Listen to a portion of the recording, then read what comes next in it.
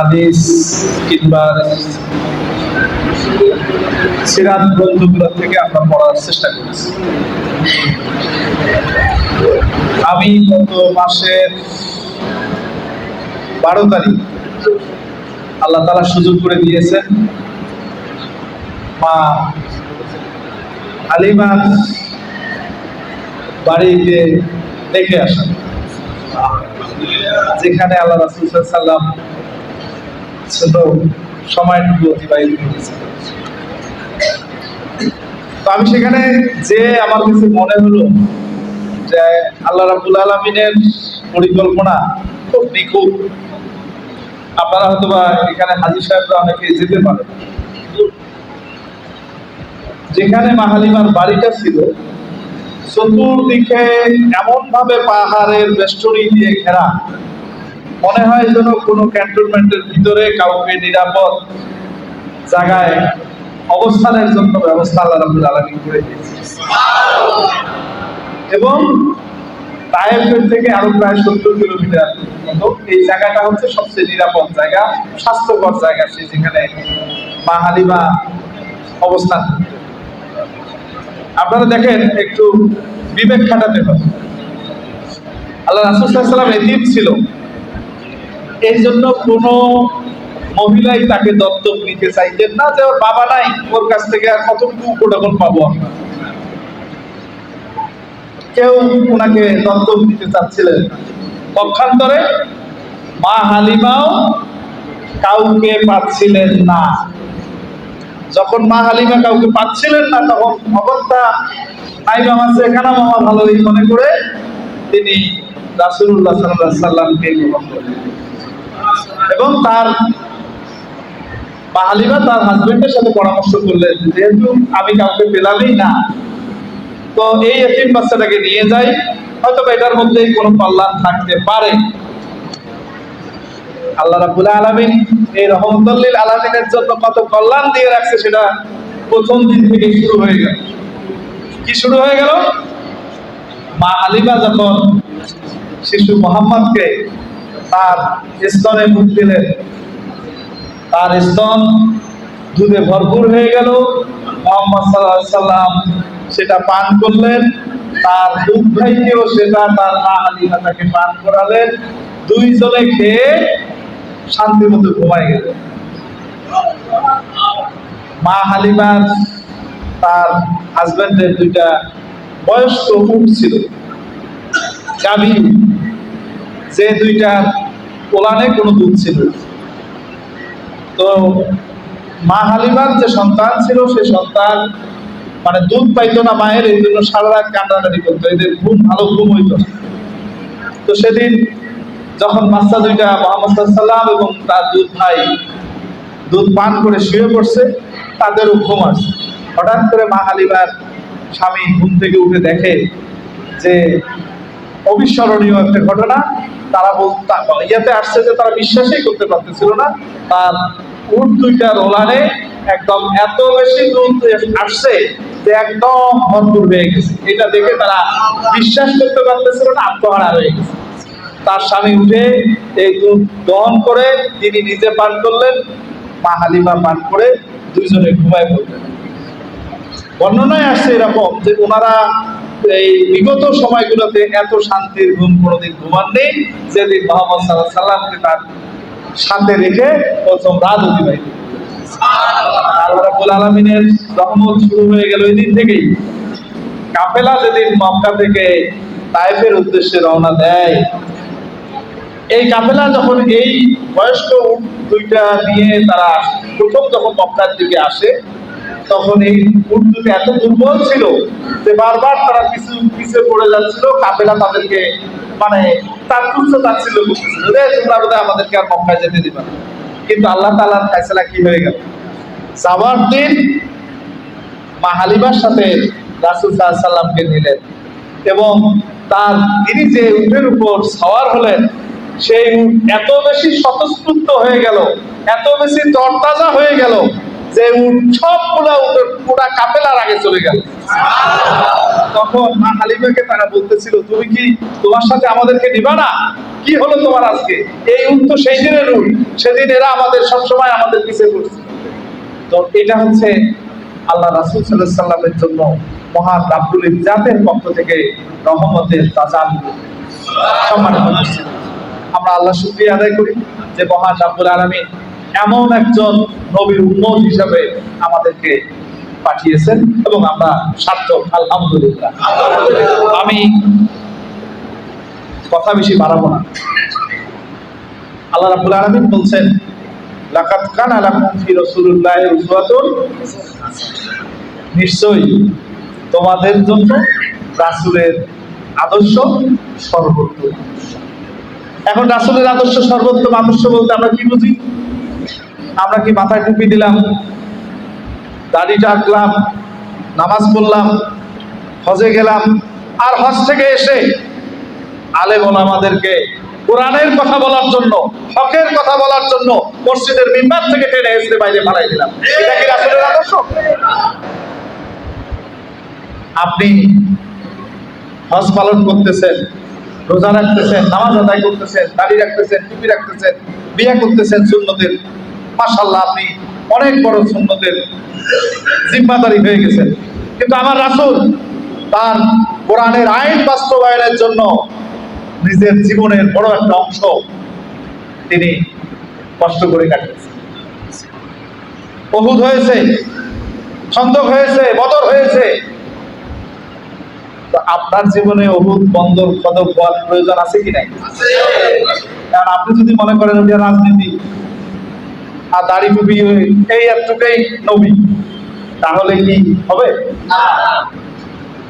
আল্লাহ রাসূলের পা থেকে মাথা পর্যন্ত টোটালটাই যদি আপনি পালন করতে পারেন, তবেই আপনার রাসূলের আনুগত্য করা হবে। আনুগত্যটা কি? আল্লাহ রাব্বুল আলামিন আরেক জায়গায় বলছেন, আতিউল্লাহ ওয়া আতিউর রাসূল। তা আপনি কি রাসূলের আনুগত্য খালি মানে খালি এই দাড়ি টুপি আর ইয়ার মধ্যেই, সুন্নতের মধ্যেই সীমাবদ্ধ রাখবেন? আমাদেরকে কি করতে হবে? আল্লাহ রাব্বুল আলামিন বলছেন, আল্লাহ রাসূলকে নির্দেশনা, ওয়াল্লাযী আরসালা রাসূলাহু বিল হুদা ওয়া দীনিল হক লিইয়ুযহিরাহু আলা দীনি কুল্লিহি ওয়ালাউ কারিহাল মুশরিকুন। হে রাসূল, আপনাকে এই দ্বীনে হক দিয়ে আমি প্রেরণ করেছি এই পৃথিবীতে। আপনার দায়িত্ব দুনিয়ার সকল মতবাদকে উৎখাত করে একমাত্র আমার এই দ্বীনে হক প্রতিষ্ঠা করার সংগ্রামে নিজেকে শামিল রাখা। এই সংগ্রামে শামিল রাখতে গেলে তোমার জেল হবে, তোমার ফাঁসি হবে, তোমার বুকে গুলি আসবে, তোমাকে গুম করা হবে, তোমাকে খুন করা হবে, তোমার দিকে কেউ চোখ রাঙাবে। এই চোখ রাঙানি, খুন, ফাঁসি কোনো কিছুতেই তুমি পরোয়া করবা না। তুমি কেবলমাত্র আমি রাব্বুল আলামিনকে শ্রেষ্ঠ হিসেবে ঘোষণার জন্য তুমি কাজ করো। তাহলেই আপনার আজকের এই আলোচনা সার্থক। আচ্ছা, কোরআনটা কি শুধু রাসূল সাল্লাল্লাহু আলাইহি ওয়াসাল্লামের জন্য, নাকি কোরআন 1500 বছর আগে হয়েছে ওই পর্যন্তই শেষ? এই কোরআন ইয়াউমাল কিয়ামা পর্যন্ত আপনার জন্য প্রেজেন্ট। সেটার আলোকে আপনার জিন্দেগি পরিচালিত হতে হবে, সেটার আলোকে আপনার মসজিদ পরিচালিত হতে হবে। এই মসজিদ, আমরা এখানে কোনো মসজিদে লিখে রাখি মসজিদে দুনিয়াবি আলাপ করা নিষেধ। এখানে যারা হাজী আছেন, মসজিদে নববীতে আসহাবে সুফফা নামে একটা জায়গা আছে। হাজী সাহেবরা দেখে আসছেন কিনা কেউ? আসহাবে সুফফা, যেখানে সাহাবারা বসে পরামর্শ করে মদিনার রাষ্ট্র পরিচালনা করতেন। আর আপনারা নিয়ে আসছেন মসজিদে দুনিয়ার কথা বলা যাবে না। এই মসজিদ হবে, মসজিদের মিম্বার হবে সমাজের নেতৃত্বের জায়গা। রাসূলের দেখানো পথ। এটা যদি আপনারা করতে পারেন, কেবল তাহলেই রাসূলের আদর্শ মানা হবে। এখন আপনারা বলেন, জামাত ইসলামী ধর্মের নামে রাজনীতি করে। আল্লাহ তো আপনাকে প্রেরণ করছেন এই জমিনকে কোরআনের রঙে সাজানোর জন্য। আমরা যখন কোরআনের কথা বলি, আমরা যখন দুর্নীতির বিরুদ্ধে কথা বলি, আমরা যখন চাঁদাবাজের বিরুদ্ধে কথা বলি, আমরা যখন মানুষের অধিকার আদায়ের জন্য কথা বলি, তখন সেটা আমাদের জন্য রাজনীতি হয়ে যায়। আমার রাসূল তার জীবনটা শেষ করেছে মানুষের অধিকার আদায় করার জন্য। আমার রাসূল যুদ্ধ বিদ্রোহ করেছে মানুষের অধিকার প্রতিষ্ঠার জন্য। আমার রাসূল যুদ্ধ করেছে দ্বীনে হক প্রতিষ্ঠা করার জন্য। আল্লাহর প্রেরিত এই মহান গ্রন্থকে পৃথিবীবাসীর কাছে এস্টাবলিশ করার জন্য রাসূল যুদ্ধ করেছে। তা আপনি খালি সোজাসুজি সুন্নত নিয়ে দৌড়াবেন, কাজ হবে না বাবাজিরা। আপনাকে পূর্ণাঙ্গ ভাবে জমিন যার আইন চলবে তার, এটার উপর আপনাকে ইতিরাম থাকতে হবে। আপনার হয়তো বা পছন্দ নাও হতে পারে যে না রাজু সাহেবকে আমার পছন্দ না, আমার কোনো আপত্তি নেই, কিন্তু আপনাকে পছন্দ করতেই হবে কার সাথে কোরআন আছে, কোন দলের সাথে কোরআন আছে, কোন ব্যক্তির সাথে কোরআন আছে, সেই ব্যক্তির সাথে আপনাকে যেতে হবে। কোরআনের বাইরে যাওয়ার কোনো সুযোগ, সিদ্ধান্ত আপনার। আল্লাহ তাআলা আমাদের সকলকে রাসূলের এই জিন্দেগি নিয়ে আমরা আলোচনা করছি। আল্লাহ যেন রাসূলের জিন্দেগি আমাদের সঠিকভাবে পালন করার তৌফিক দান করেন। এই মসজিদগুলো যেন আগামী দিনে আমাদের সমাজ পরিচালনার কেন্দ্রবিন্দুতে পরিণত হয়। শেষ করতে চাই এই বলে, আমরা কি একটা ওয়াদা করতে পারি আজকে মসজিদে বসে? আমরা বিগত সময় অনেক সময় দেখছি যে আমার ক্ষমতা আছে, আমি আমার প্রতিবেশী, আমার বিপক্ষে যারা, আমার অন্য দলের যারা, তাদেরকে নাস্তানাবুদ করে জুলুমের মধ্যে শেষ করে দিয়েছি। আজকে এরকম করছি না আমরা? তা আজকে কি আমরা একটা শপথ করতে পারি যে আল্লাহ যতদিন বেঁচে থাকি, যদি আমার ক্ষমতাও পাহাড় পরিমাণ ক্ষমতা থাকে, আমি রাষ্ট্রের প্রধানও হই, আমার দ্বারা যেন কারো জুলুম না হয়, আমরা যেন কারো জুলুমকারী না হই, এটা আমরা শপথ করতে পারি। আর একটা শপথ আপনাদের কাছে চাই যে কারো আমরা উপকার করতে না পারি, অন্তত পক্ষে আমাদের কারো দ্বারা যেন কারো ক্ষতি। মহান আল্লাহ তাআলা আমাদের সকলকে আজকের এই আলোচনা থেকে আমাদের যা শিক্ষণীয়, আল্লাহ যেন আমাদেরকে আমল করার তৌফিক দান করেন।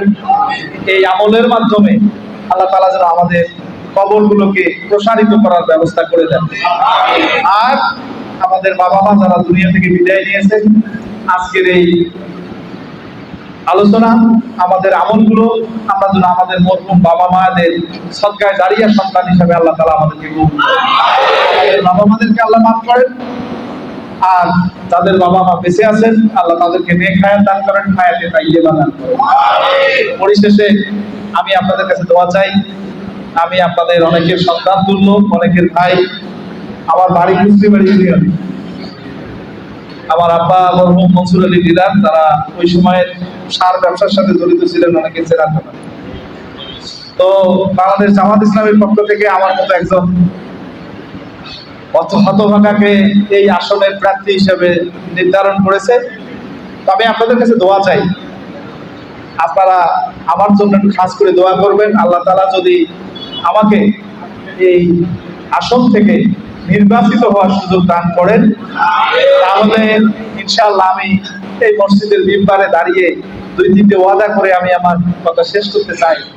প্রথম কথা হচ্ছে, আল্লাহ যদি আমাকে এমপি হিসাবে কবুল করেন, হাতীবান্ধা পাটগ্রামে আমি নিজে দুর্নীতি করবো না, কাউকে দুর্নীতি করতে দেব না। হাতীবান্ধা পাটগ্রামে আমি চাঁদাবাজি করবো না, আমার দলের কেউ চাঁদাবাজি করবে না। ইনশাআল্লাহ আমরা কোনো চাঁদাবাজের ঠাই হাতীবান্ধা পাটগ্রামে আমরা রাখবো। আমি নিজেই কারো জমি দখল করবো না জোর জুলুম করে, আমার দলের কেউ করবে না।